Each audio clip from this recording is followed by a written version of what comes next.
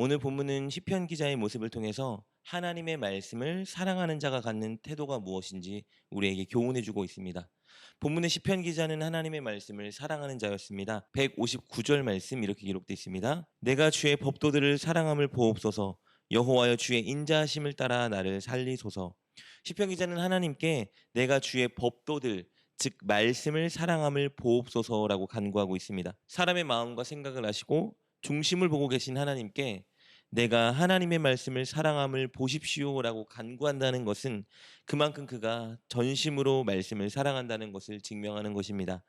그렇다면 이렇게 말씀을 사랑하는 자는 어떤 태도를 취할까요?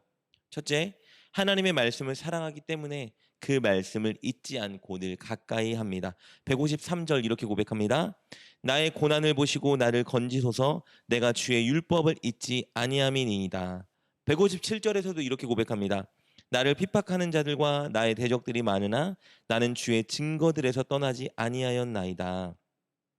153절에서 시인은 내가 주의 율법을 잊지 않았습니다 고백하고 있습니다. 이 말은 하나님의 말씀을 읽는 일, 묵상하는 일, 읊조리는 일을 멈추지 않았다는 것입니다. 그리고 157절에서는 나는 주의 증거들에서 떠나지 아니하였나이다 고백하고 있습니다. 이 말은 하나님의 말씀을 지키며 말씀에 순종하는 삶을 유지했다는 의미입니다. 시편 기자는 늘 말씀을 읽고 묵상하고 읊조리며 심지어 그 말씀을 지키는 삶을 살았던 것입니다.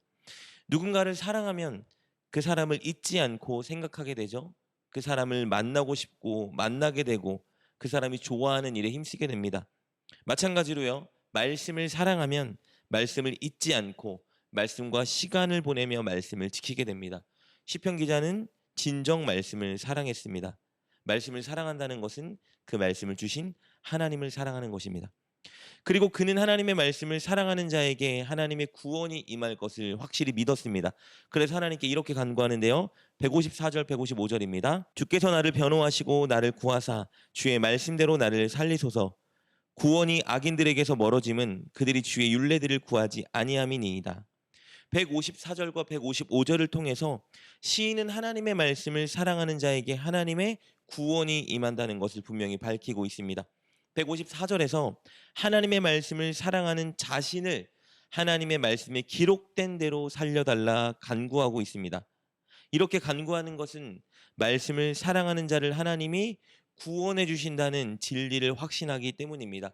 동시에 155절에서 하나님의 말씀을 구하지 않는 악인들은 구원에서 멀어진다라고 선언하고 있습니다. 하나님의 말씀을 구하지 않고 가까이 하지 않기에 구원에서 멀어진다라는 말을 역으로 생각하면 하나님의 말씀을 구하고 가까이 하는 자에게는 구원이 임한다는 의미겠죠. 우리는 이 두 구절을 통해서 구원은 하나님을 사랑하는 자, 그래서 하나님의 말씀을 사랑하고 가까이 하는 자에게 베풀어진다는 것을 알 수 있습니다.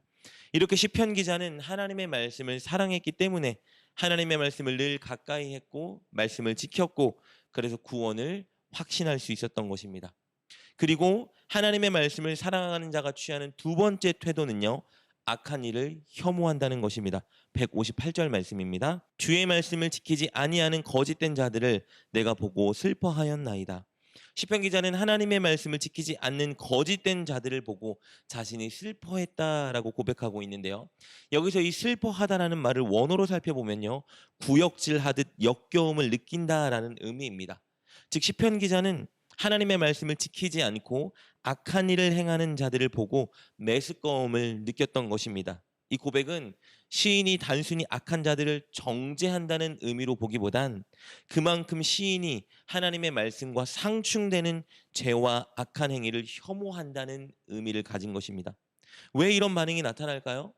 하나님의 말씀을 사랑하기 때문입니다. 하나님의 말씀을 사랑하는 사람이 하나님의 말씀과 완전히 상충되고 대치되는 반대되는 행위를 보고 기뻐하거나 그런 행위를 가까이 하거나 그런 행위를 따라가는 일은 있을 수 없겠죠. 오히려 그 일을 혐오하고 싫어합니다. 그렇다면 하나님의 말씀을 사랑하는 자는 죄를 혐오하고 죄를 미워하는 사람입니다.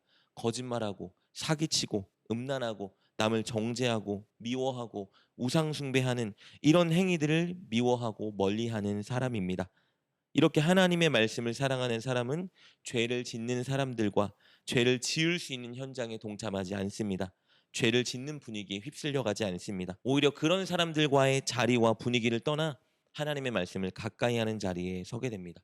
이렇게 시편 기자는 하나님의 말씀을 사랑하기에 하나님의 말씀과 상충되는 죄와 악을 미워하고 혐오했습니다. 오늘 우리가 살펴본 것처럼 우리는 시편 기자를 통해서 하나님의 말씀을 사랑하는 사람이 취하는 태도가 무엇인지 살펴보았습니다. 첫째, 하나님의 말씀을 사랑하기에 늘 하나님의 말씀을 잊지 않고 가까이 합니다. 말씀을 읽고 묵상하고 읊조리고 말씀을 지키기 위해 노력하는 태도가 나타납니다. 둘째, 하나님의 말씀을 사랑하기에 말씀과 상충되는 죄와 악을 혐오하고 미워할 수밖에 없습니다.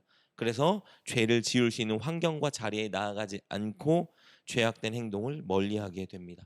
사랑하는 여러분, 오늘 본문의 시편 기자처럼 하나님의 말씀을 사랑하는 저와 여러분 되길 주님의 이름으로 축복합니다.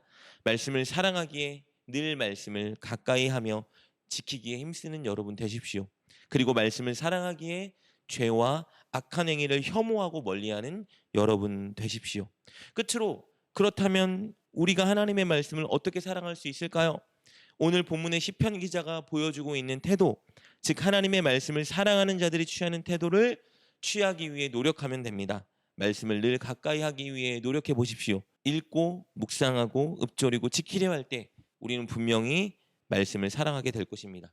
그리고 죄와 악한 행위를 멀리하려 노력할 때 우리는 말씀을 더 사랑하게 될 것입니다. 꼭 그렇게 말씀을 사랑하는 자가 되기 위해 노력하는 여러분 되시길 주님의 이름으로 축복합니다. 기도하겠습니다. 하나님, 우리가 하나님의 말씀을 사랑하는 자가 되게 하여 주옵소서. 말씀을 잊지 않고 늘 말씀을 가까이 하는 우리가 되게 하옵소서. 말씀을 읽고 묵상하고 읊조리며 지키는 우리가 되게 하옵소서. 그리고 죄와 악한 행동을 혐오하고 미워하는 우리가 되게 하옵소서.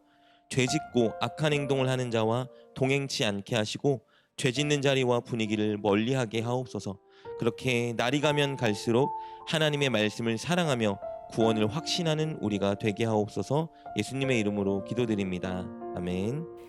오늘 말씀을 통해 깨닫고 결단한 것은 무엇입니까? 그것을 붙들고 하나님께 기도합시다. 그리고 그렇게 실천하며 하루를 살아가는 여러분 되시길 주님의 이름으로 축복합니다.